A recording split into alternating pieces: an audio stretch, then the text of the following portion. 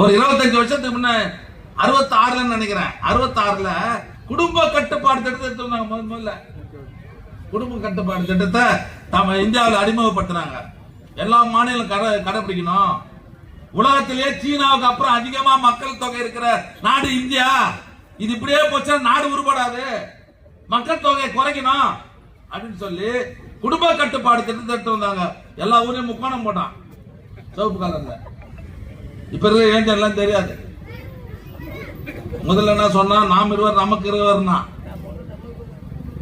அதுக்கப்புறம் ஒரு 5 வருஷம் கழிச்சு இன்னும் அதிகமா தாங்க போயினே இருக்கிறதுனால நாம் இருவர் நமக்கு இருவர், நாம் இருவர் நமக்கு ஒருவர். அப்புறம் அதுக்கப்புறம் ஒரு 5 வருஷம் கழிச்சு நாமே குழந்தை நமக்கே குழந்தை. இத கரெக்டா அதாவது தமிழ்நாட்டில் தென் மாநிலங்கள்ல கேரளா, கர்நாடகா, ஆந்திரா, தமிழ்நாடு எல்லாம் மத்திய அரசு சொன்னது ஏத்துக்கணும்னு சொல்லி கட்டுக்கோப்பா இருந்து 1-2 மேல எவனும் பெற்றுக்கல நம்ம ஆளுங்க. இதனால ஜனத்தொகை குறைஞ்சிச்சு. இந்த வடநாட்டில் இருக்கிறவனுங்க பாரு, பண்ணி குட்டு போட்ட மாதிரி போட்டு மக்கள் தொகை எக்கச்சக்கமா ஆக்கி இப்ப மக்கள் தொகை அடிப்படையில் தொகுதி மறுசீரமைப்புன்னு சொல்லி பாத்தீங்கன்னா நமக்கு தொகுதி அடிபட்டு போகுது. 39 தொகுதி 31 தொகுதி ஆகுது. தென் மாநிலங்கள்ல மட்டும் ஒரு 40 சீட் அவுட்டு. என்ன காரணம் சொல்லு? என்ன காரணம்? தென் மாநிலங்கள் இவனுக்கு பருப்பு வேவல.